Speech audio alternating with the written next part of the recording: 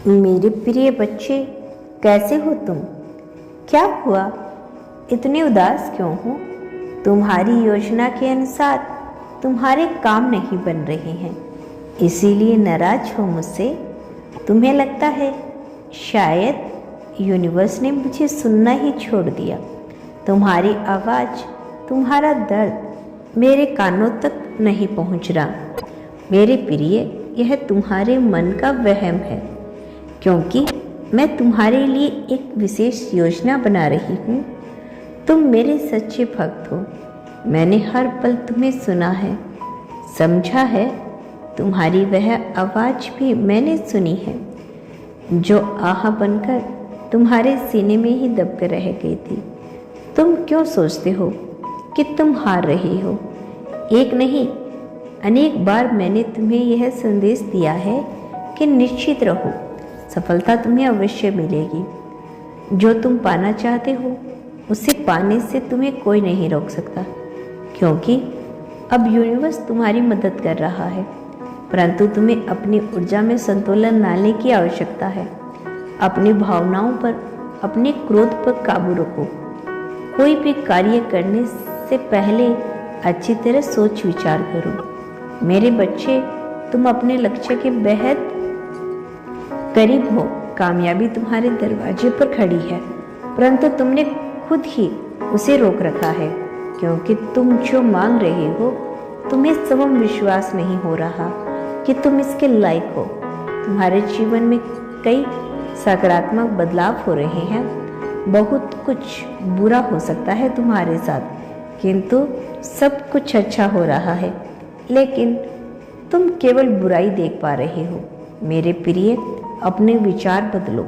मैं मानती हूँ तुम्हें बहुत प्रतीक्षा करना पड़ रहा है। संभव है 2-4 महीनों का इंतज़ार तुम्हें फिर से करना पड़े, किंतु उसके पीछे कुछ बहुत अच्छा होने वाला है। तुम बस मुझ पर भरोसा रखो और इंतज़ार करो। सही समय आने पर तुम्हें तुम्हारी सही जगह पहुंचा दिया जाएगा। और हाँ, अपनी वाणी पर लगाम दो, सबको सम्मान दो, माता पिता की सेवा करो। तुम अपनी कल्पना दुनिया से बाहर निकलो। इस समय तुम्हारे परिवार को तुम्हारे साथ और प्रेम की बहुत ज़रूरत है। अपनी हार का गुस्सा किसी और पर मत निकालो। मैं देखती रही हूँ तुम बहुत चिड़चिड़े हो गए हो। तुम्हारे जीवन में कुछ ऐसे लोग हैं जो तुमसे अथाई प्रेम करते हैं, तुम्हारा भला सोचते हैं, किंतु तुम उनका अपमान कर रहे हो। कभी अपने कर्मों से, कभी शब्दों से उन्हें आहत कर रहे हो।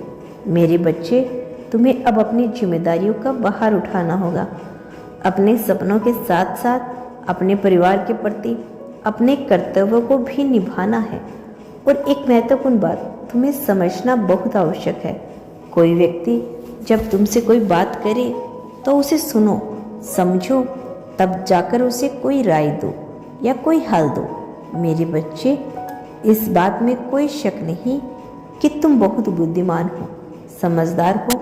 तुम्हें सही गलत की समझ है, परंतु कभी कभी जल्दबाजी में आकर तुम कुछ ऐसा बोल देते हो कि सामने वाला तुम्हें अपना शत्रु समझने लगता है। ऐसे बहुत से लोग हैं तुम्हारे आसपास जो तुमसे बहुत जलते हैं, क्योंकि तुम्हें बात करने का तरीका नहीं पता।